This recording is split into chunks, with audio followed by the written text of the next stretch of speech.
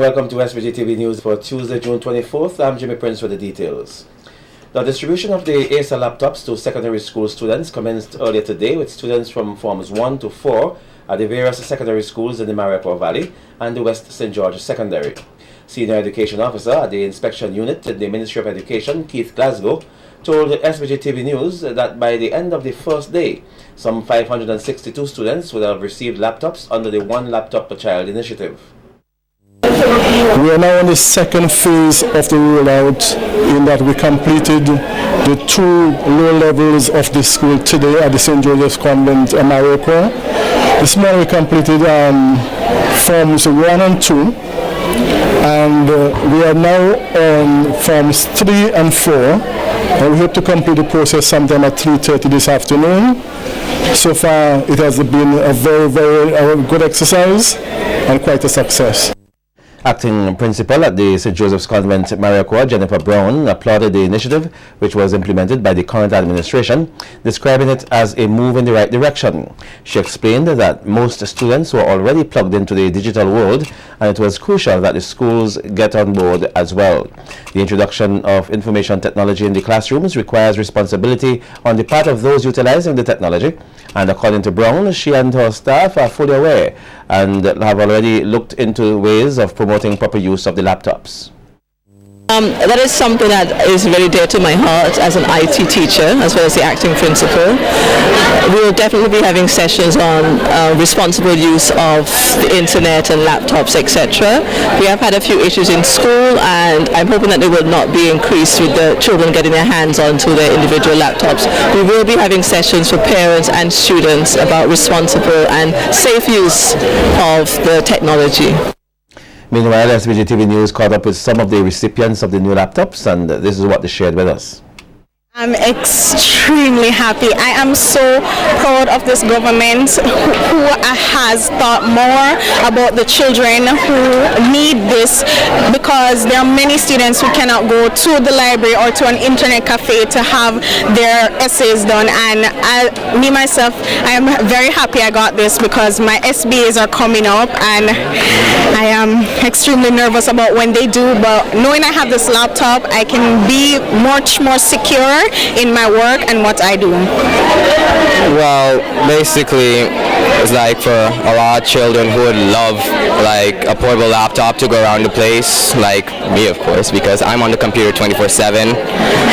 It would actually be very beneficial to me because, for one, that my hands get very tired when I'm writing notes, and I'm very used to typing, so I could basically either take a photo of the notes and just transfer it to my laptop, or I could just type down the notes in short form. So basically, computer's not that bad. Trust me, I'm very excited to get a computer, my own computer, since my old one broke down, sadly. Tomorrow it will be the turn of the students at the St. Clair Deacon, George Stevens, North Union, Georgetown, Sandy Bay, Beckway SDA, and the Beckway Community High School. They will, of course, receive their laptops as the distribution process continues. New bathroom facilities for residents of Rose Place were officially commissioned today. The project was completed through the collaborative effort of a number of groups and organizations.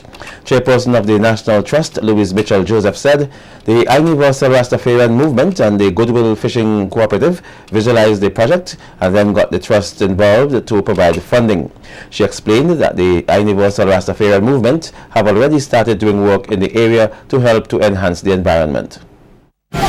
And it is this aspect of their work in particular that the National Trust associates itself with. The National Trust has a particular interest in Rose Place because this is the most historic part of Kingstown. It is in Rose Place where we still have a lot of evidence of our traditional architecture. It is where we have the landmark 9 steps, which in the opinion of the National Trust is the gateway to the Fort Charlotte historic site. The National Trust believes that the area of Rose Place is an area that deserves national attention. Accordingly, it was our pleasure to team up with the Universal Rastafarian Movement and the Goodwill Fishermen's Cooperative to restore this public bath. The facility has been adorned with a mural designed by the contemporary young artist movement headed by Vonnie Rudette.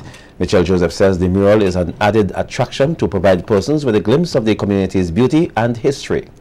What I'm hoping that this mural will do is that it will bring attention to Rose Place, and that it will highlight to the nation that Rose Place is in fact a beautiful place that is deserving of national attention. It's pretty amazing that we have Americans in the form of the Grenadines Partnership Fund who've chosen to invest in this community by supporting the restoration of this mural, when we have persons much closer by who do not even venture to take a walk in this community. A locally produced documentary highlighting the work of the late Venezuelan President Hugo Chavez and his connection to the people of St. Vincent and the Grenadines was launched here last evening. The documentary, dubbed Remembering Chavez, was produced by the employees at the Agency for Public Information, who are recognized at the Russell's Cinema. Charge d'Affaires of the Embassy of the Bolivarian Republic of Venezuela, Elias Villalba, says the documentary, which has been in the works for the last 3 months, recollects the different experiences of the people of St. Vincent and the Grenadines and how they perceived the late president. He said the project made him experience the honest and heartfelt respect towards the late president coming from all corners of St. Vincent and the Grenadines.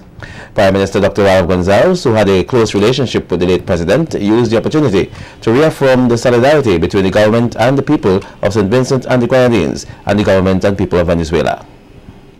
This is a signal that the real purpose for which we serve our nation as people, as workers, and as diplomats today has become a reality, owed to the ideals and the vision of the man who comes along once in a generation, as quoted by various persons when we had the honor of conversing on their various opinions for this project with different people.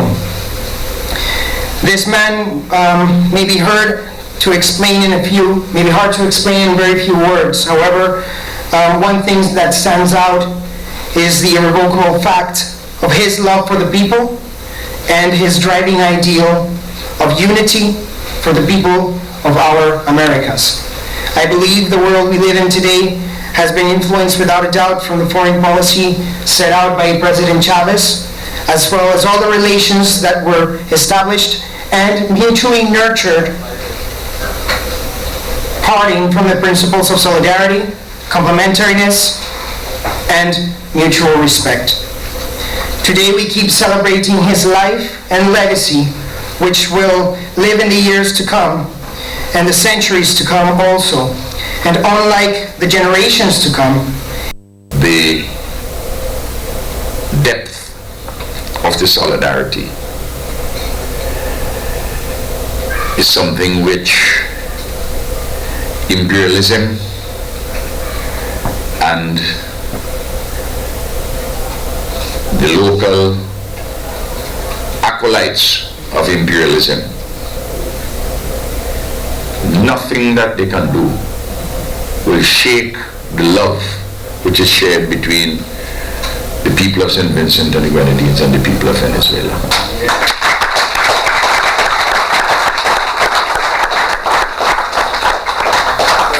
They may make all their foolish ideological points in service of their master.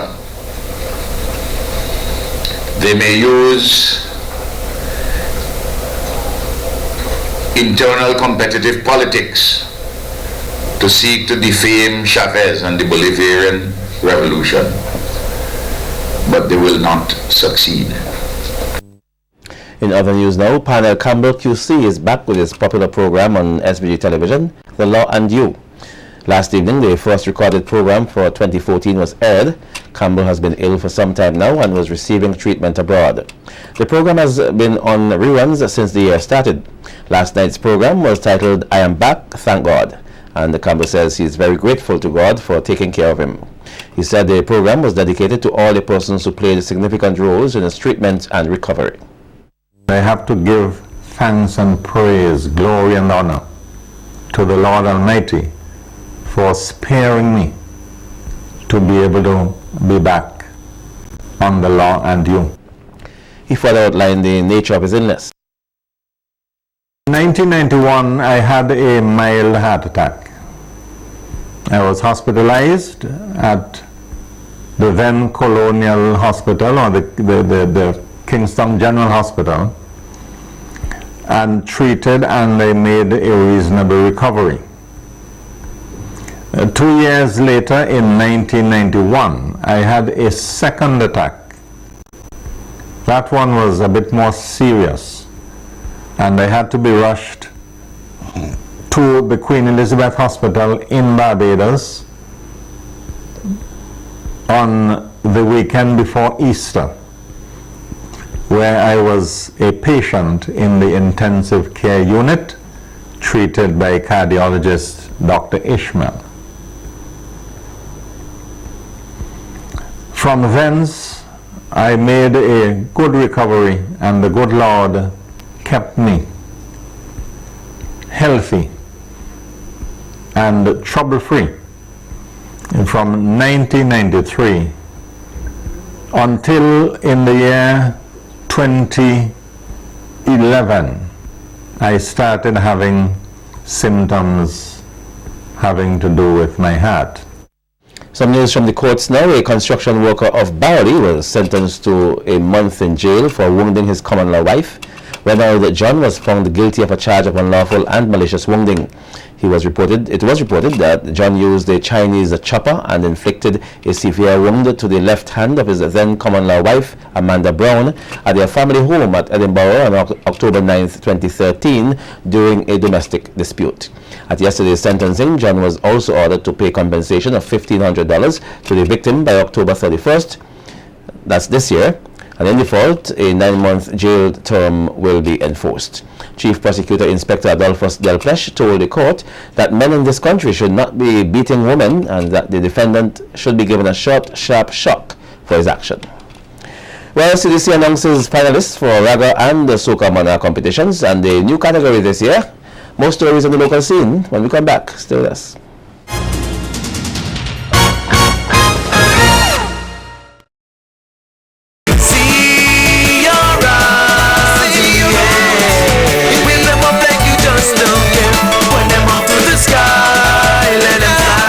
Welcome back. In our Carnival beat tonight, 14 finalists will come up against reigning monarch Gamal Skinny Fabulous Doyle in the Soca Monarch competition on Saturday, July 5th in Carnival City, Victoria Park. The Soca artists selected in the preliminaries last evening include Hans John, singing Wild and Crazy, Chanel Mackenzie, Soca Goddess, Tamisha Nichols, Do Mashup, Fire Empress, Slapway, Fireman Hooper, Unruly, Problem Child, No Discipline, Six Crazy, It's Carnival, James P, Bang Them, Keith Currency, Trouble, Fresh Kid, Ride It, Shane Hypes, You Feel You're Bad, that should be Royal Youngster and The Baddest, Mad Skull Family, and Madzat Hole in the Road. Meantime, 10 artists will compete against reigning Raga Soca Monarch Fire Empress. The finalists include Scorpion, Rock Curry, Johnny Hall, Thunder, Fireman, Rum Meeting, Vincy Marshall, Faith Demas, that should be Faith, and Demas No Problem, Wizkid Phytologist, Chanel Mackenzie Champion, Hans John Waste, and Keith Currency Piece of This. Meantime, a new category will be added to the Soca Monarch competition this year, dubbed the Breakthrough Artist of the Year. Coordinator of shows Marlon Stevenson says they are trying to give the young soca artists an opportunity to feel more valued. That person can be either a raga or a soca competitor. The objectives: to introduce a new category of judging, create an opportunity or an incentive for an upcoming artist. 3, to help raise the standard of upcoming artists. Of course, there's going to be a prize for this person, so they have to work harder to get this. Create a new category that is both young and hip and different, targeting the new generation of audience. When we look at our audience, the dynamics is changing. So we find that the mature audience is falling off and the younger audience are coming in. So we have to do something for them. Stevenson further pointed out that it is very important to support new upcoming artists. That is one of the things that the CDC has recognized. We have to do what we can to support new artists, and we have heard the cry of the artists time and time again, getting on shows, getting airtime. So we have to do something for them. Also, it's about generating goodwill. We have a brand that is very strong. The Soca Monarch, Vinci Soca Monarch, is a very, very strong brand. There are lots of people who love to get their hands on this brand. But we have to continue to create goodwill, and this is one of the areas, this is one of the initiative to help building this brand. Meantime, the police are appealing to members of the public to secure themselves and the property during this carnival season. At today's media conference, ASP Jonathan Nichols says it is the time of the year when persons will be on the prowl to rob and steal. The issue of parking, of course, your vehicles, we expect you to secure your vehicles. We will do our best to ensure that you're safe, but you have a responsibility to do what is necessary to ensure that your vehicle is safe, park in an area that is well lit, and ensure that you do not leave valuables and other, stuff on your car seat that would invite persons to break into your vehicles. Ensure that your vehicles are properly secured. All your windows are locked up. We have had occasions where persons hustling to go to the shows would either leave a window down, or one of the glass in the back down, or even Station Sergeant Bailey mentioned in one of our programs, persons have been known to leave their keys in their ignition. So, and the police say that is true, that has happened. Persons hustling to get to the shows or to some activity would leave their keys in the ignition. So, be very careful with that. He also urged the public to stay away from the three-card shark gamblers. Very prevalent around this time, and I'm urging the police, we're urging Vincentians coming down to shop, to get your carnival gears and so on. Even at this time, some people are shopping for the new school term already. Stay away from the three-card sharks. You can't win them. You cannot win them. That is not an understatement. You cannot win. You will lose your money. And a reminder that if you participate, don't come crying to us, because you will be guilty of an offense also, of gambling. Both you and the three-card shark, they can be arrested. You all can be arrested. So stay away from those persons. See your eyes.